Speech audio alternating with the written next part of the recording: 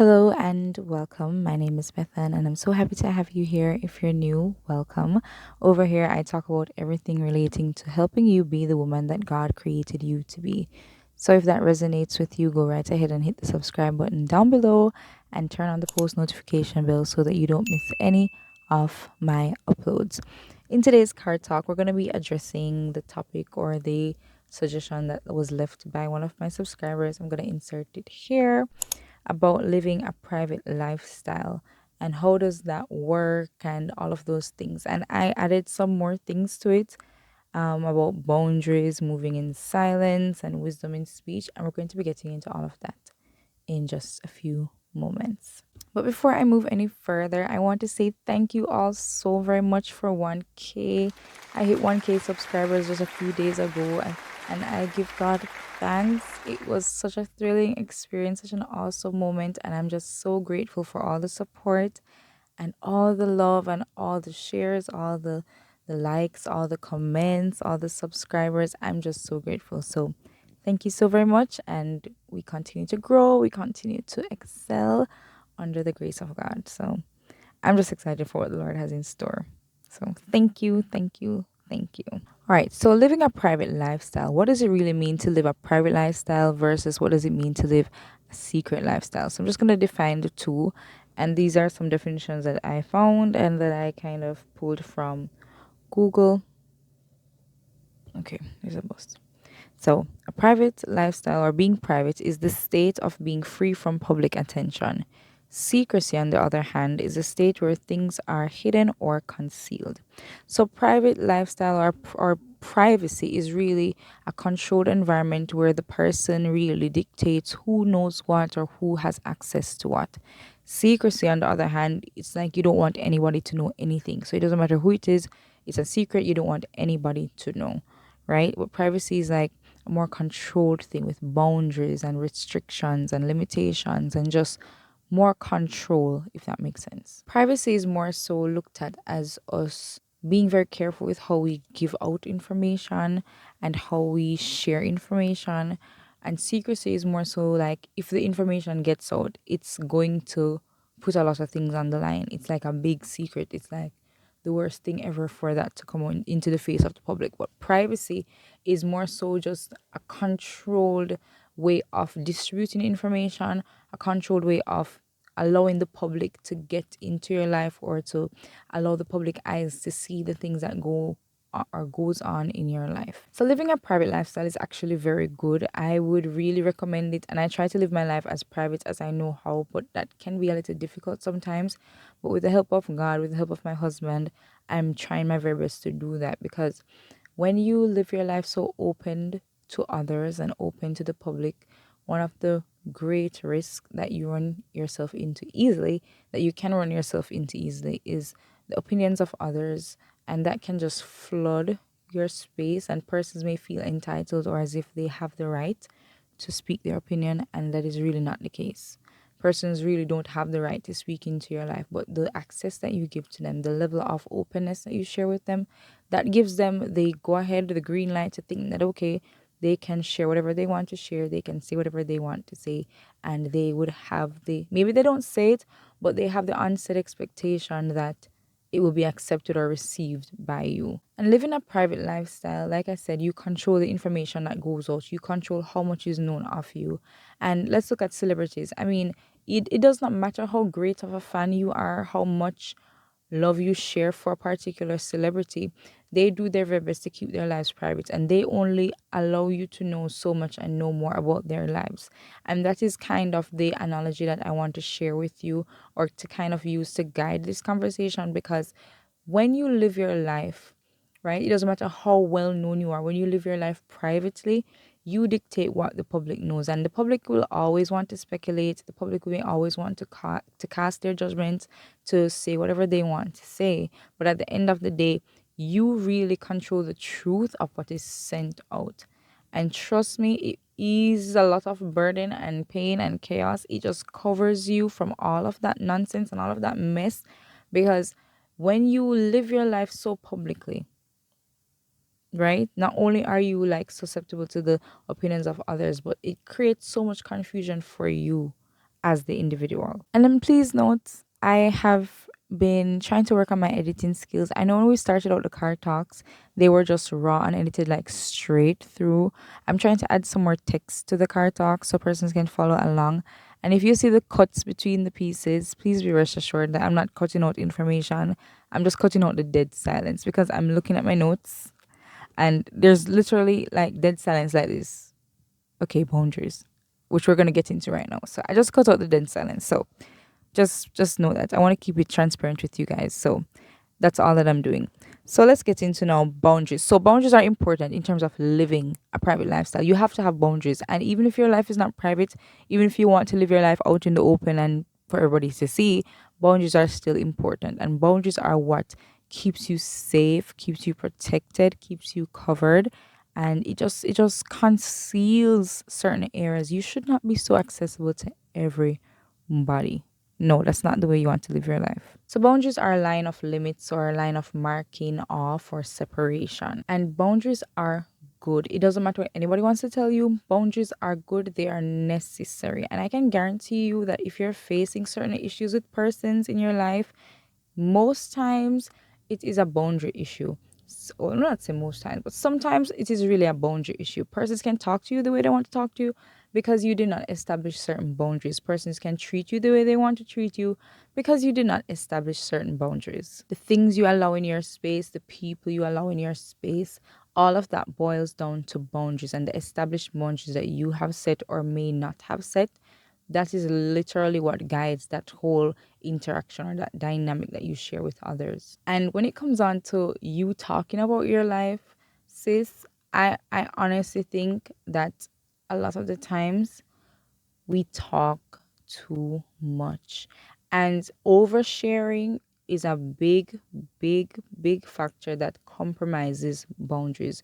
When you share too much, when you talk too much, when you express things too easily, and when you're just so, chummy and friendly with everybody, that literally puts a big dent in whatever boundary you would have tried to set up or would have already established, right? So sometimes we have to really pull back and stop the talking, stop informing everybody, stop broadcasting your business to everybody.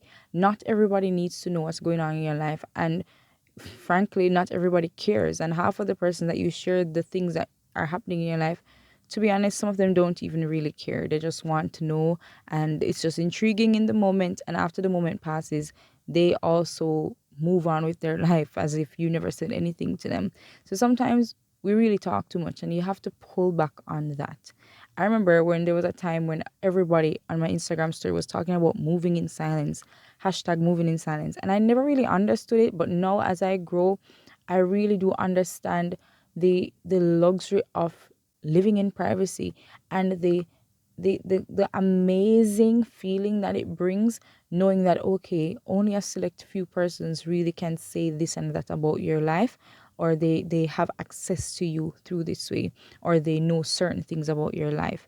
Not everybody deserves to know everything, and it's really careless and reckless and cheap for you to broadcast your entire life to the face of the public. It really is. And I don't know about you, but one of the worst things that anybody can do to me, especially if you and I are not like quote unquote friends, is to share unsolicited advice.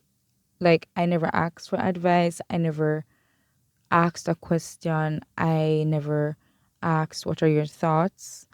One of my greatest pet peeves, and I don't know if it's something that I need to work on or if it's something that I need to know how to handle, because it irritates me when persons just assume a position in your life and just decide that okay, they're going to dish out their advice when you never asked for it.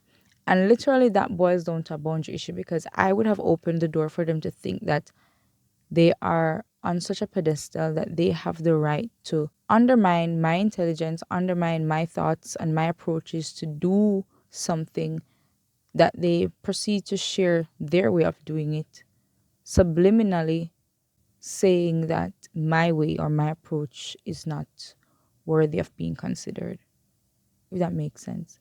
So Boundaries are extremely important in guiding the dynamics of conversations, guiding the dynamics of relationships that you share with people. You can't live your life just, with everybody. And I had this issue. I remember when I was much younger, and thank God for my husband. Oh my gosh, thank God for my husband. Like, he has taught me so many things. Ladies, if you're looking for a spouse, if you're looking for somebody to live your life with, ensure that the person can empower you and build you up and just point you in the right direction. I cannot tell you how many times my husband would have shared something with me. It was a bit harsh at the beginning, but the more I thought about it, I was like, yeah, yeah, he was right. He was right. Beth-Ann, he was right, you know? So I give God thanks for him. But anyway, I remember when I was much younger and I'm I'm still friendly. Like I'm still, but I was extremely friendly. I was extremely just nice with everybody and just, hi, what's your name? Oh, my name's Beth-Ann. Da, da, da, da. And I would even exchange my phone number with certain people, just, out of just pure kindness and just out of pure forming networks and relationships with persons. It was no ulterior motive. It was just simply connecting with people. And I realized how dangerous that was when my husband highlighted it to me that Beth, and you cannot be so accessible to everybody. Your life cannot be so public to everybody. And it was the other day my coworker was watching a video and she shared it with me. She saw the video on Facebook of this African classroom setting and the teacher was talking about the fish market and they had one fish that was frozen on ice, right? And that was basically the fish that they used to advertise what they had. And so the persons came, they touched the fish, they look at the fish on the ice, and then they would say, they would want the fish and they would purchase the fish. Then he proceeded to ask his students, doesn't anybody, sorry, buy the fish that's on the ice?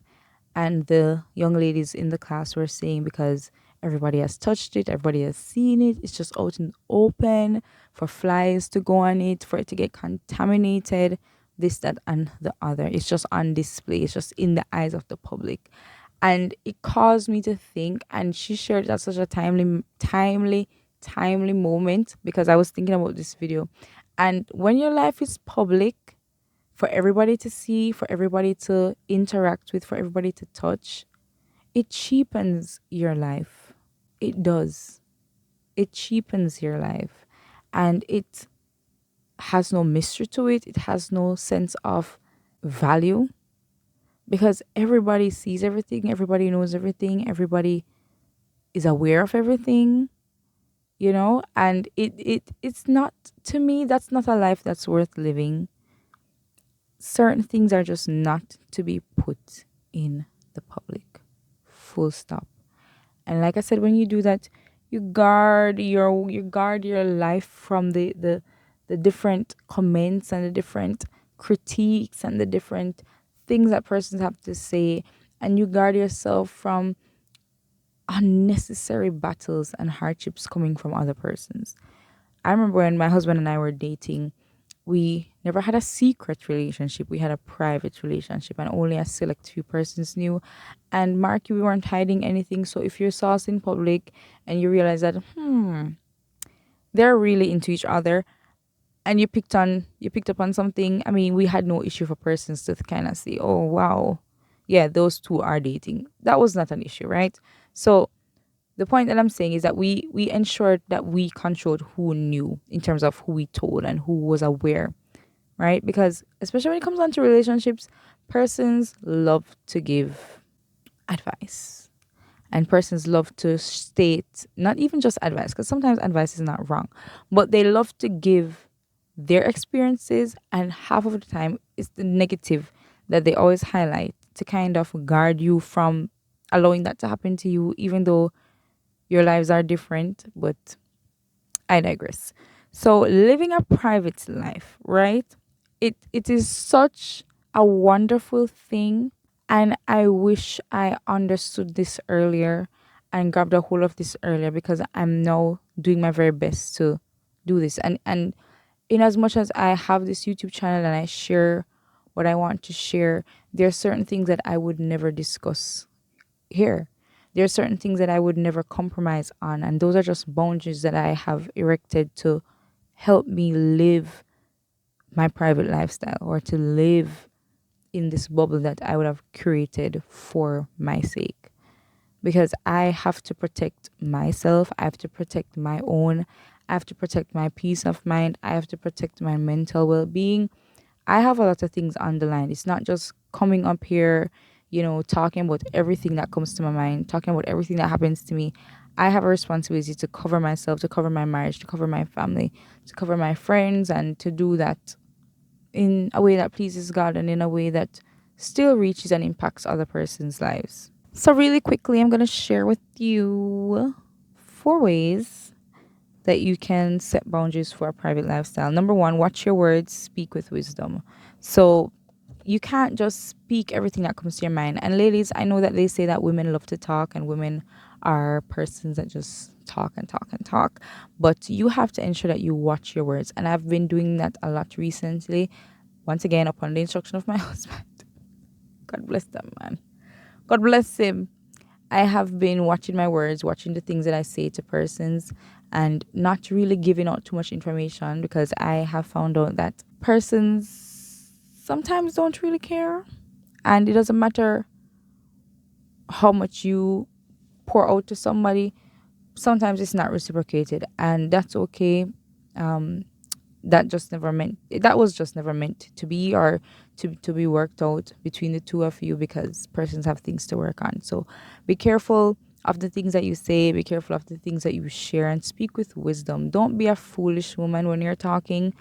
Use wisdom. Be a wise woman, be a prudent woman, right? And if you need anything about wisdom, the Bible, that is the book to go to. Time is an investment, and that is another thing that you can use to guide how you set boundaries in your life. This literally allows you to understand that you don't pour into anything that is purposeless. You don't pour into anything that doesn't serve you, that does not benefit you in one way or the other. And when I say benefit you or serve you, if you have a relationship with someone, it could be a friendship, and maybe you're giving more to that person and that person doesn't know, is not at the level, sorry, to necessarily pour into you. That doesn't mean that you should cut off that person, because you are serving them, and by serving them you're learning, by pouring into them you're growing. So that does not mean that you have to do that. However, you have to be really careful about the areas of your life that you show and throw out to other persons, and the other way too, the other persons that expose you to things in their life, and other persons that pour into your life. That takes up time. Relationships take time to form, and takes time to grow and to develop. And you have to really pay attention. Is this necessary? Am I pouring into a dead relationship? Am I pouring into a stagnant relationship? What am I doing with this person? You have to think about that and really say, listen, this is my time that I'm talking about. The conversations that you have with persons, that takes time. And in those conversations, so many things can be said, right? But you have to understand that I live my life purposefully. So if it means that I sit on the phone with you for 1 hour, talking about God knows what, and nothing is happening for me or for you, I'm wasting my time.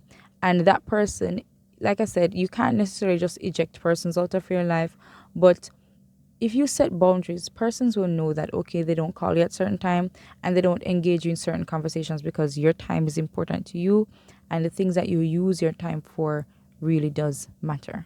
Number three, another way that you can set up boundaries is to correct persons and to correct yourself when you're out of line. You have to grow. I can't say that. I don't want to say that. You have to find strength and understand that nothing is wrong with correcting people, and you owe it to yourself to correct people. You teach people how to treat you, and if you sit and don't say anything and just remain silent, you are going to literally be dealt whatever hand of cards that persons may want to give to you. So you have to ensure that you speak up and speak out for yourself, correcting others, and also to yourself whenever you're out of line. You need to be so self-aware that you acknowledge those moments where you fall out of line when it comes on to this whole thing about boundaries. You have to ensure that you're not sabotaging yourself and you're not allowing other persons to step in and do something that they have no authority to do. You have to really take charge of your life, because if you sit by blindly and allow things to happen, and if you sit by and don't say anything, it's just going to be a constant cycle, and you're just going to get frustrated and miserable and think that your life is just this way. And why is it that these things always happen to me? But yet you never say anything. And I don't know if you watched my previous video, and if you haven't, please go and check it out. The Dear Me video, where I shared 10 things that I wish I could tell my younger self. And the last one, I believe it was about being silent and about peace, and that peace is not always the answer.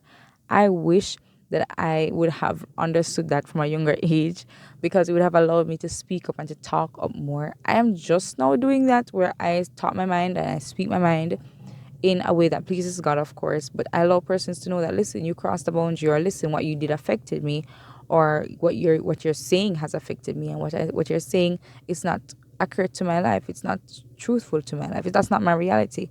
What you're saying, you passed your place. Thank you for sharing this, but I never asked for your opinion, or things like that. I am now growing and learning to correct persons when they cross their boundaries, because life is too, I'm not even going to say short, but my life is too important and valuable for me to just be laid out for anybody to just treat me the way they want to treat me.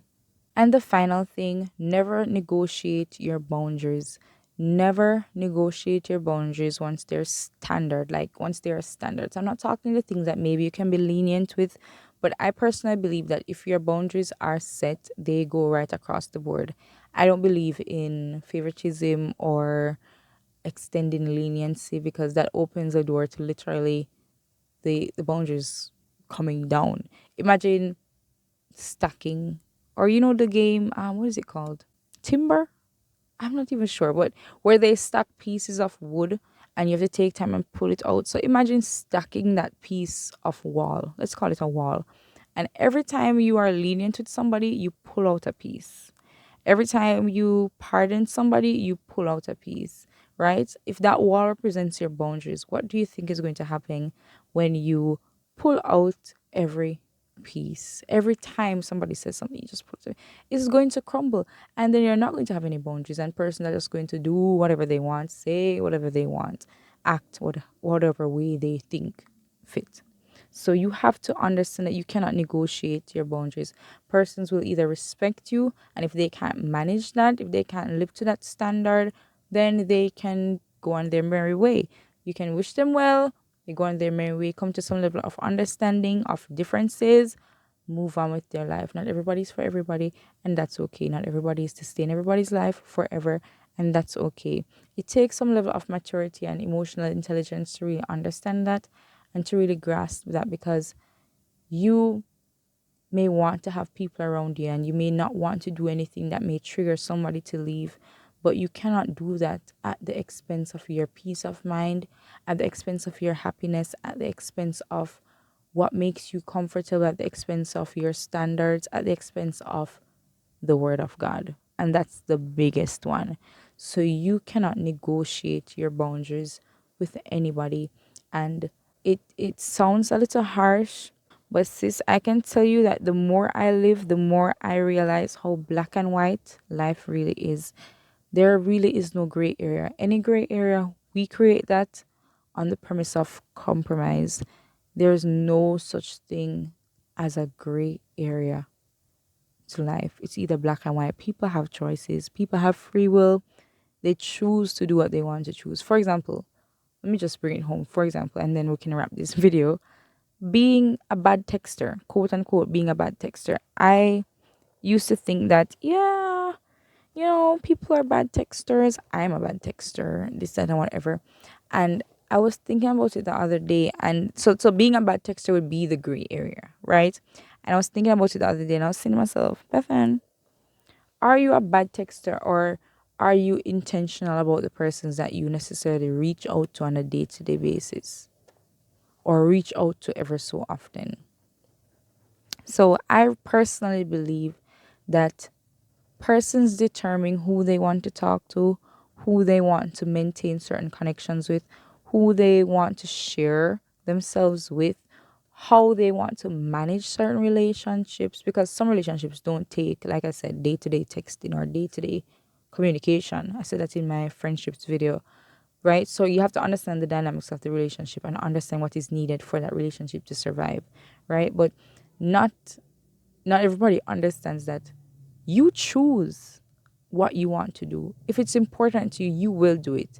A bad texter would mean that you don't talk to anybody, full stop. Like everybody has this complaint about you, but I'm sure that if you've called yourself a bad texter, not everybody can say that same thing about you. Chances are it's just the persons who you don't probably reach out to as much that have that complaint because you use your phone. Everybody uses their phone in this time, day and age. So the gray area that we would have called bad texting, it really doesn't exist. The black and white is you choose who you want to talk to and you choose who you don't want to talk to. And that choosing is not, I don't want to talk to Sarah today. No, it's not, it doesn't have to be that. It can literally just mean that the demands of life, how your life is, you're brought to talk to only your husband today. Right? Because you know that, you talk to your husband all the time. It doesn't have to be you saying, I'm not talking to Sarah today. I'm not talking to Jane today. It doesn't have to be that. It does not have to be that. Right? So do not negotiate your boundaries. It doesn't matter what it is. Don't create any gray areas for anybody. It's just going to bring destruction and just it's not gonna end pretty. It's not gonna end pretty. So I hope that really summed up or touched on a little bit of everything regarding a private lifestyle. And I'm not telling you what to do. You live the life you want to live. But as somebody who has been trying her very best to live a private lifestyle, I would recommend it to anyone. 10 out of 10 would recommend to anybody because there's so many benefits. And it's not like you shut out people. So you determine who knows what, right? But you still treat people nice. You still treat people okay in a good godly way, but you allow them to understand your boundaries, right? And once persons understand your boundaries, I do think that everything will be fine once there's an understanding of boundaries. So with that being said, thank you so very much for watching this video.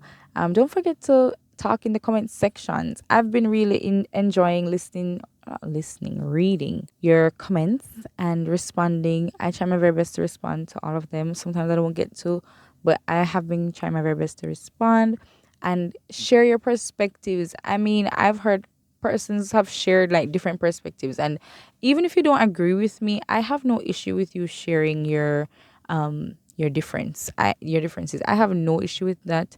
Honestly, I yeah, I don't. I just think it's a way to hear what other persons have to say and hear other perspectives that persons hold, and you don't say it in a way that you're like imposing it on people. You're just sharing. So I have no issue with persons just sharing it.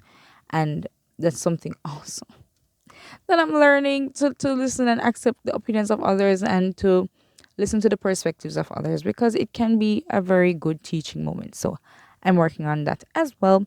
But yeah, engage in the comment section. I will be sure to read them, respond to those that I can. Don't forget to like, share, and subscribe. Thank you so much again for all the love, all the support, all the everything. It's just so overwhelming, and I just give God thanks. So, and if you have any more topics that you'd like me to address or to speak on, go right ahead and leave it in the comment section. I will be sure to make note of it. I may not get to it the same week or the following week, but here's a testimony. I do manage to get around to it. Please be rest assured that I do see the suggestions if you have left any. So if you have anything else that you want to share or to hear me talk on, go right ahead and leave it in the comment section so that I can address it in the fullness of time. So with that being said, I'll see you in my next upload. Bye.